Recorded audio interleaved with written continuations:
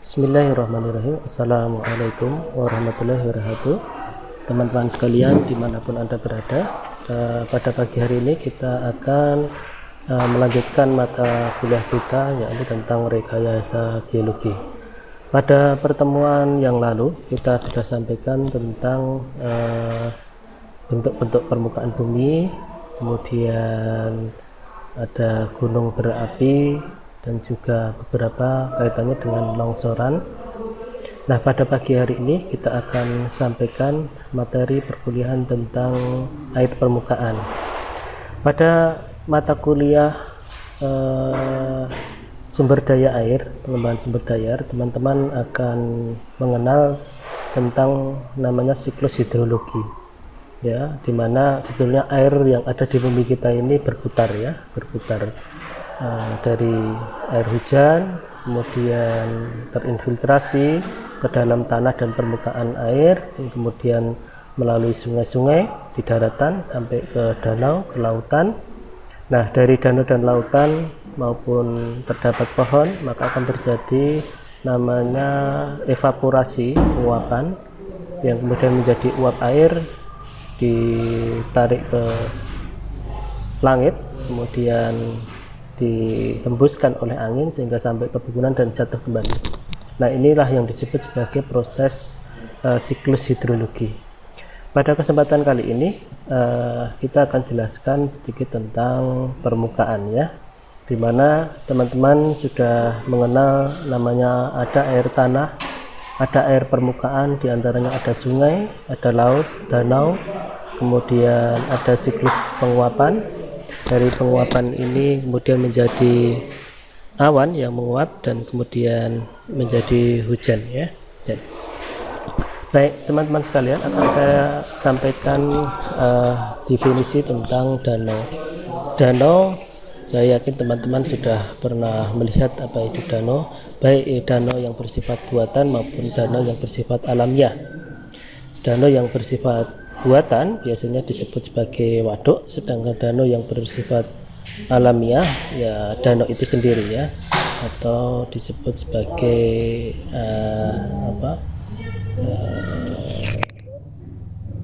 sawah, sarangan, ya, telaga kira-kira begitu, telaga. Nah, danau adalah lembah atau cekungan di daratan yang berisi air dan merupakan waduk alam yang tidak mempunyai hubungan langsung dengan laut. Terbentuknya danau adalah karena aktivitas-aktivitas tektonik yang berasal dari kegiatan tektonik yang menimbulkan patahan amblesan di permukaan bumi. Nah, ini terjadi kalau teman-teman berasal dari Ponorogo akan mengenal namanya Ngebelek, ya, atau Danau Ngebel, ya.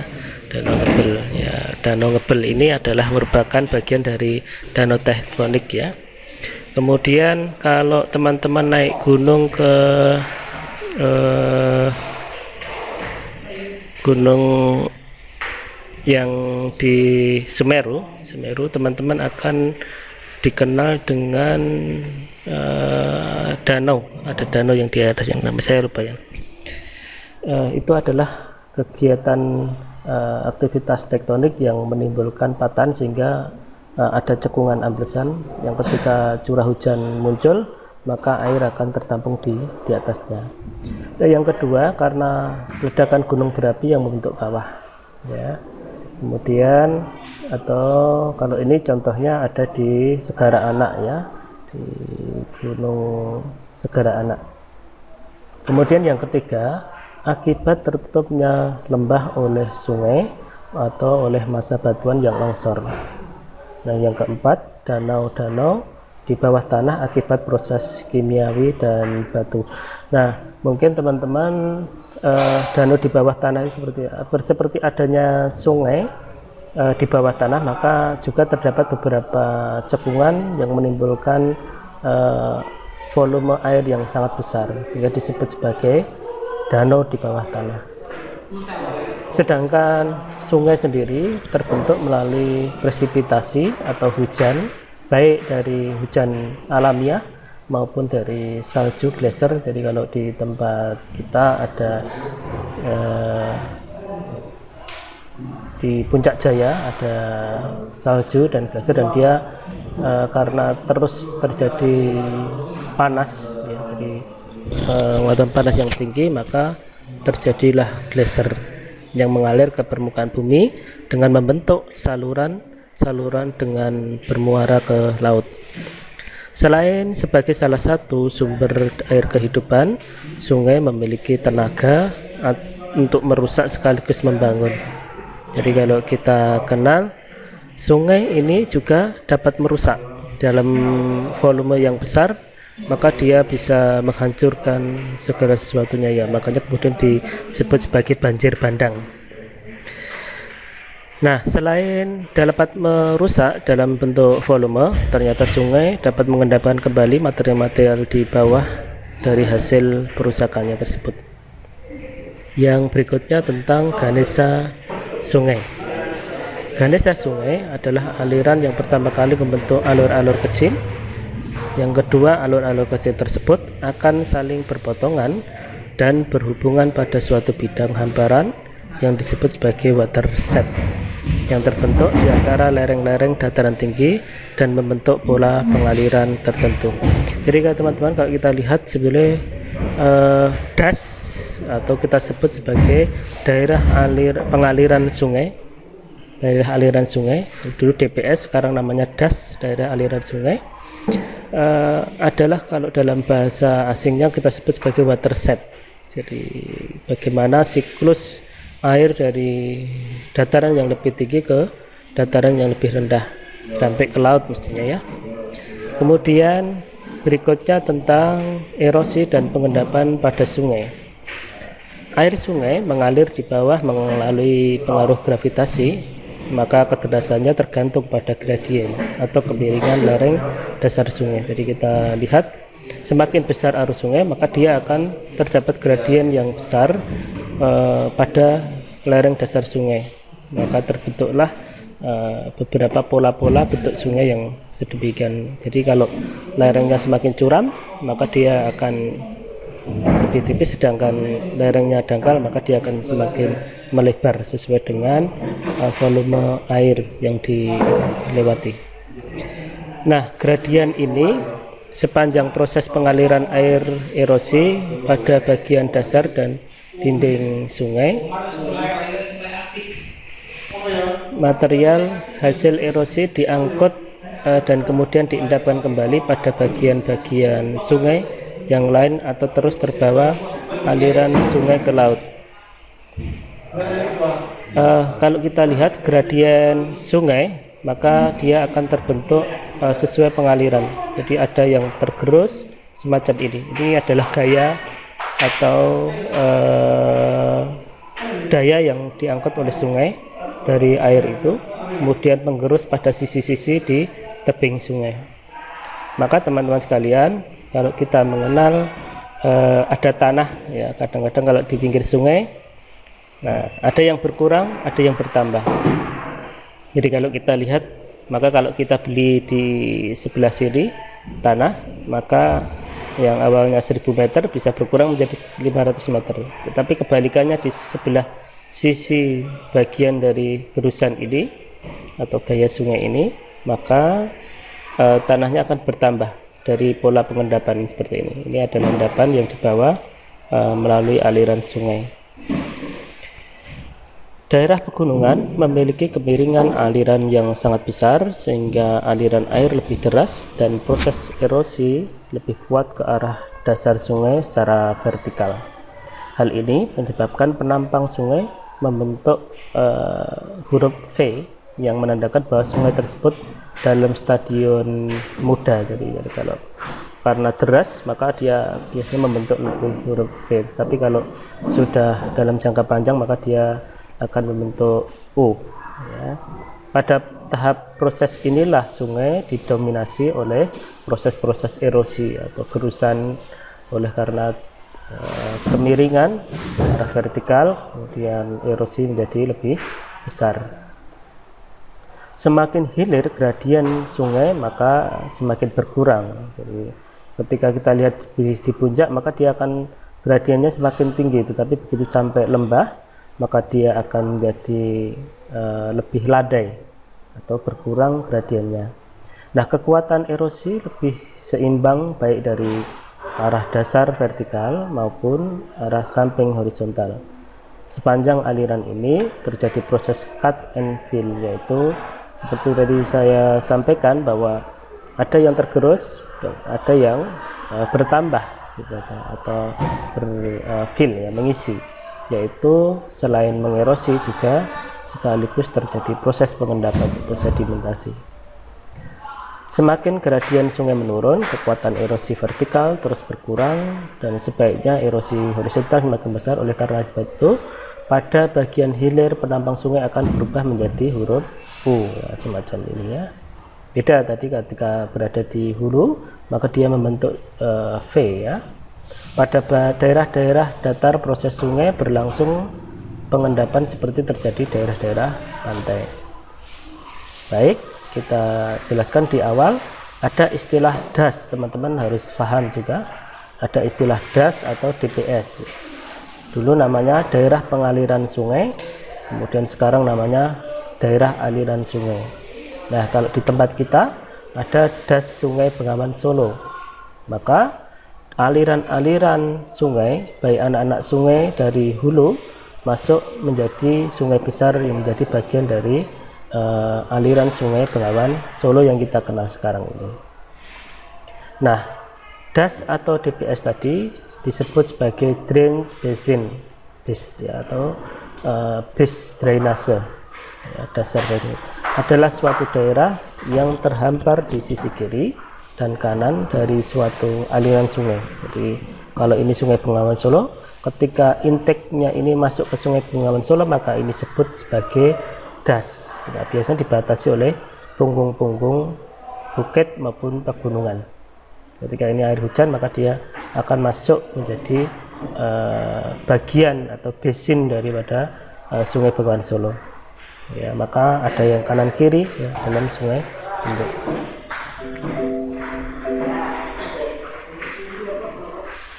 Kemudian daerah aliran sungai juga dapat didefinisikan sebagai suatu daerah yang dibatasi oleh topografi alami, di mana semua air hujan yang jatuh di dalam akan mengalir melalui suatu sungai dan keluar melalui outlet pada sungai tersebut.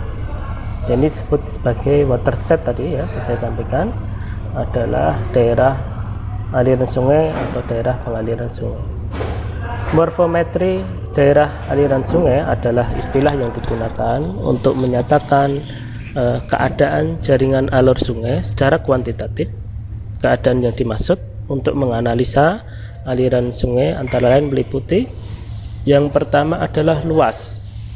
Jadi luas DAS atau garis batas DAS biasanya dibentuk oleh punggung permukaan bumi, ya, baik gunung, bukit yang dapat memisahkan dan membagi air hujan ke dalam masing-masing DAS. Ya. Garis batas tersebut ditentukan berdasarkan perubahan kontur peta topografi. Nah, sedangkan luas DAS dapat diukur dengan pengskalaan peta. Adapun formula yang diperhitungkan yaitu luas DAS itu sama dengan jumlah morfometri kotak kalau dalam kita di peta dikalikan dengan skala. Ya. Sedangkan panjang dan lebar DAS adalah sama dengan jarak datar dari muara sungai ke hulu sepanjang sungai induk.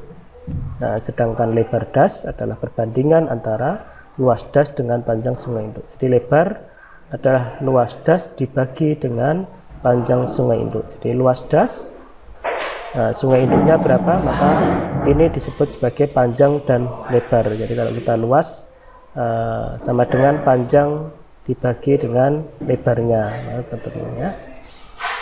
Kemudian berikutnya gradien atau kemiringan sungai.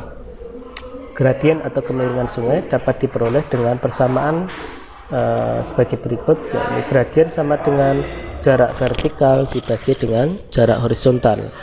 Gradien sungai J adalah vertikal, beda tinggi antara hulu dengan hilir, dengan J horizontal adalah panjang sungai induk.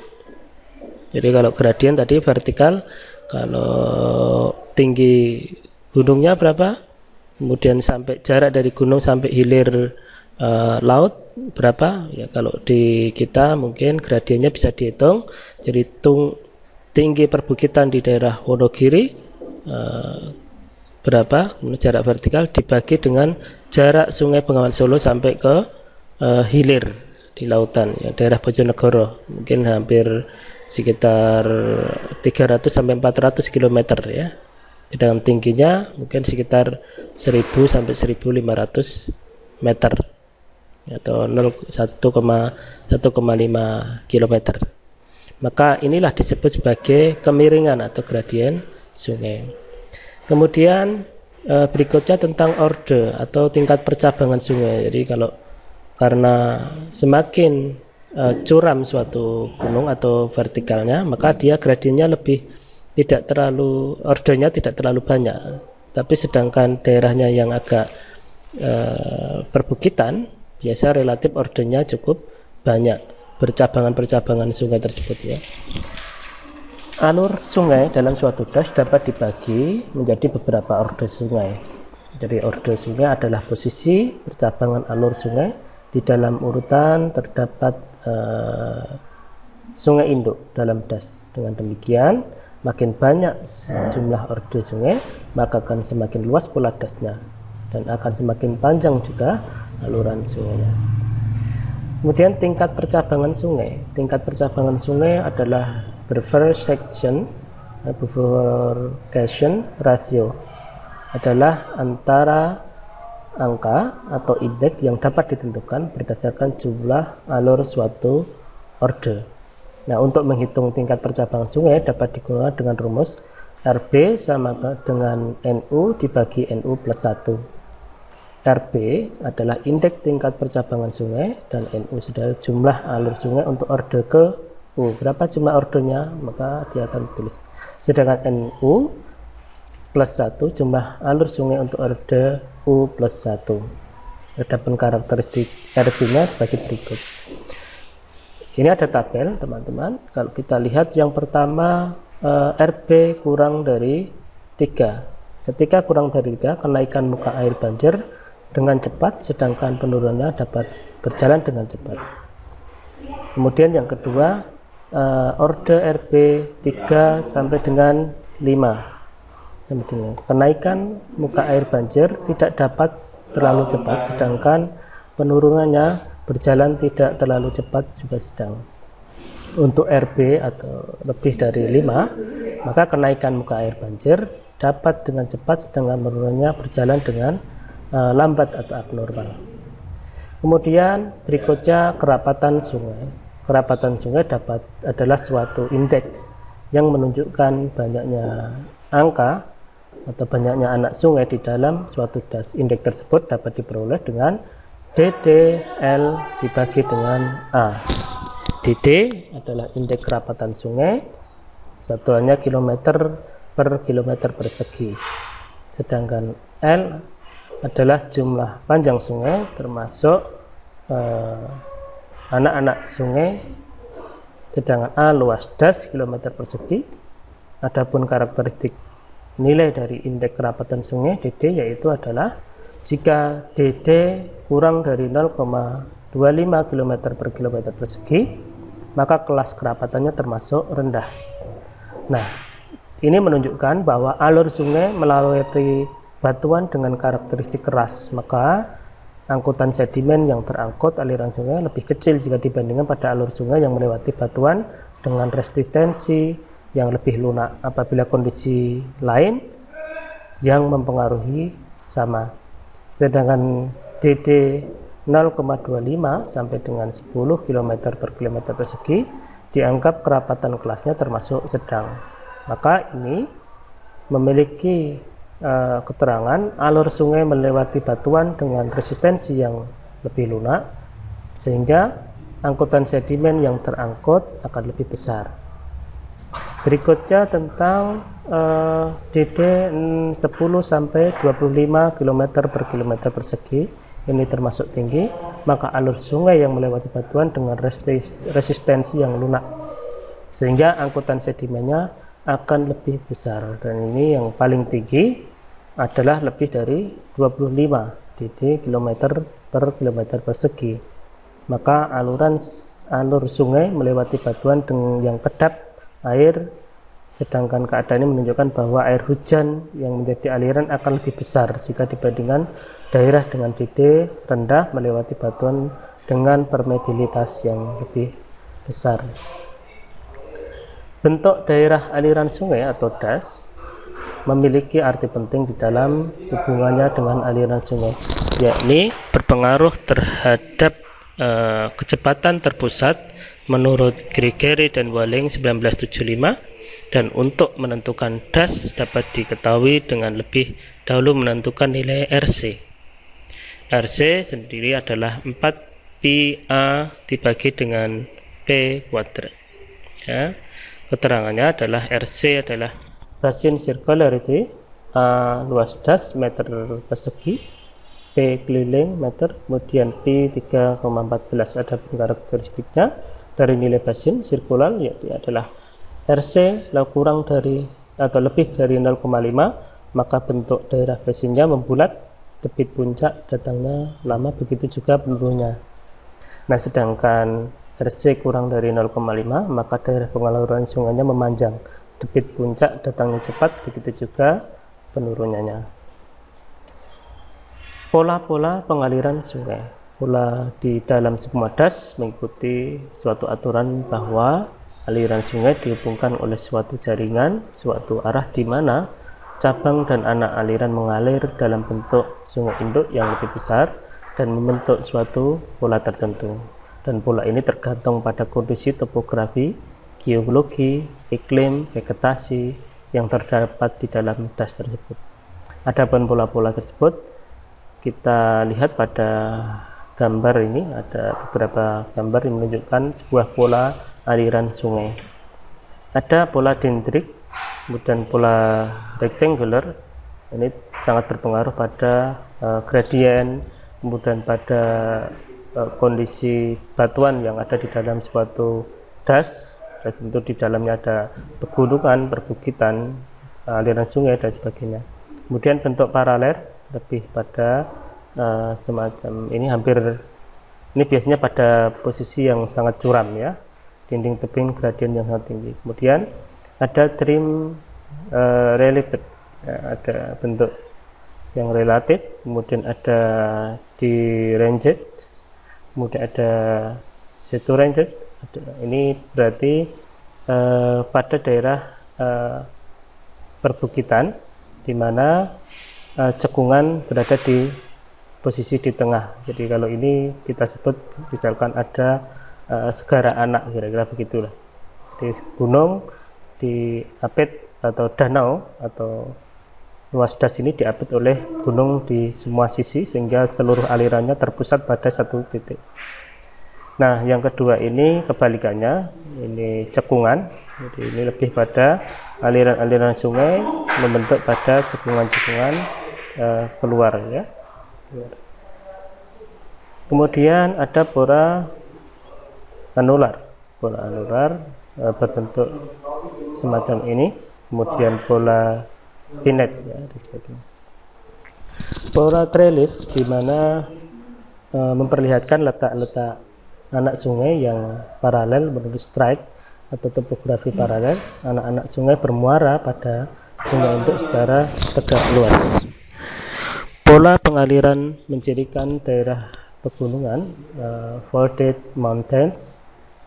Induk sungai mengalir sejajar dengan strike dan mengalir pada struktur sinklinal, sedangkan anak-anak sungai mengalir sesuai dengan depth dari sayap-sayap sinklinal dan antiklinal. Jadi anak-anak sungai juga bermuara tegak lurus terhadap sungai induknya.